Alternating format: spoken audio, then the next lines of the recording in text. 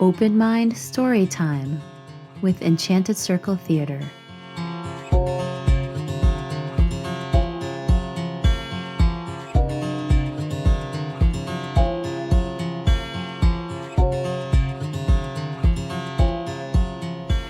Hi, thank you so much for joining me today. My name is Micchia Rivera. I'm a teaching and performing artist with Enchanted Circle Theater, and today I am really excited to share with you one of my favorite stories ever. I've got it right here. It's called Last Stop on Market Street. It was written by Matt de la Peña and illustrated by Christian Robinson. Now, in this story, we will meet a couple of main characters, CJ and Nana, his grandmother. And as you can see on the cover, there is a bus, and they go on a bus ride. In the story, we don't know where they're going until the very end. I hope that this story today will help us to see the beauty that is everywhere. So, without any further ado, Last Stop on Market Street by Matt de la Peña, illustrated by Christian Robinson.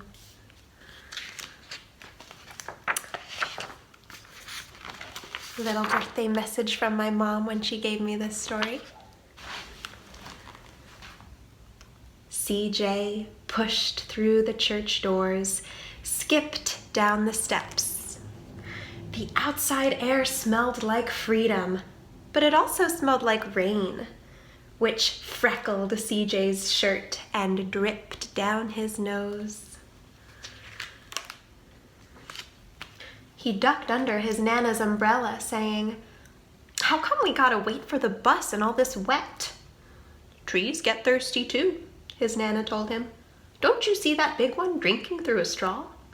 CJ looked for a long time, but he never saw a straw. From the bus stop, he watched water pool on flower petals, watched rain patter against the windshield of a nearby car. His friend Colby climbed in, gave CJ a wave, and drove off with his dad.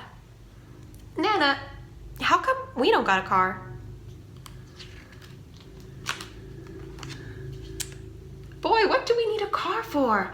We got a bus that breathes fire and old Mr. Dennis, who always has a trick for you." The bus creaked to a stop in front of them.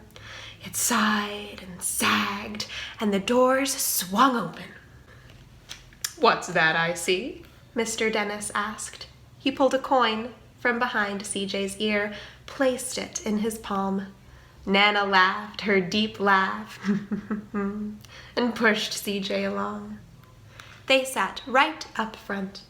The man across the way was tuning a guitar. An old woman with curlers had butterflies in a jar. Nana gave everyone a great big smile and a good afternoon. She made sure CJ did the same. The bus lurched forward and stopped, lurched forward and stopped. Nana hummed as she knit. "How come we always gotta go here after church?" CJ said. "Miguel and Colby never have to go nowhere." "I feel sorry for those boys," she told him. "They'll never get a chance to meet Bobo or the Sunglass Man. And I hear Trixie got herself a brand new hat." CJ stared out the window, feeling sorry for himself. He watched cars zip by on either side, watched a group of boys hop curbs on bikes. A man climbed aboard with a spotted dog. CJ gave up his seat. "How come that man can't see?" "Boy, what do you know about seeing?" Nana told him. "Some people watch the world with their ears." "That's a fact. Their noses, too," the man said, sniffing at the air. "That's a mighty fine perfume you're wearing today, ma'am." Nana squeezed the man's hand and laughed her deep laugh.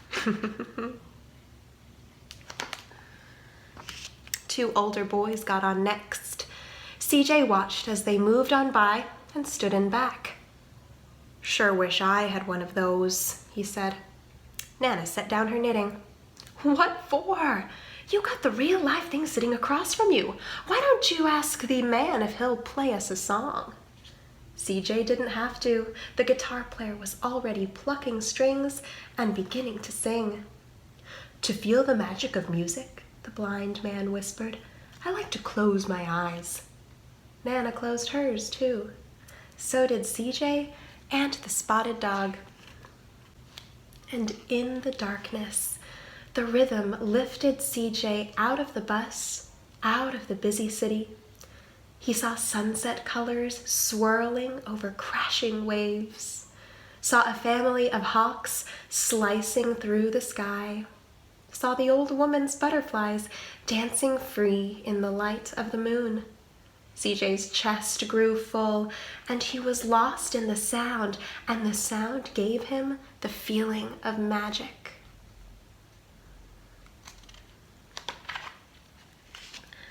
The song ended, and CJ opened his eyes. Everyone on the bus clapped, even the boys in the back. Nana glanced at the coin in CJ's palm. CJ dropped it in the man's hat.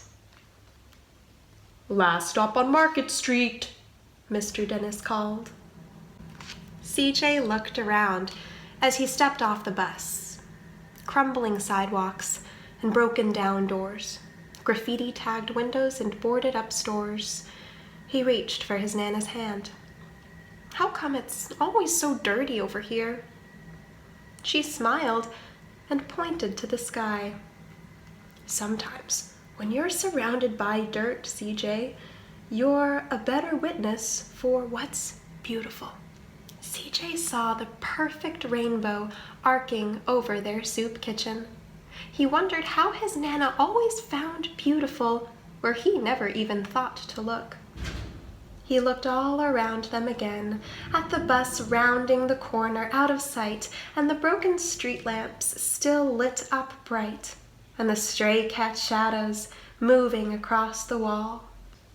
When he spotted their familiar faces in the window, he said, I'm glad we came. He thought his Nana might laugh her deep laugh, but she didn't. She patted him on the head and told him, Me too, CJ. Now, come on.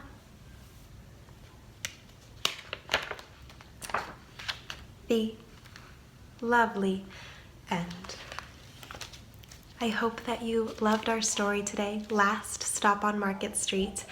My name is Micchia Rivera, and from all of us at Enchanted Circle, thank you so much for tuning in today, and I'll see you again soon for another beautiful story. Thanks. Bye.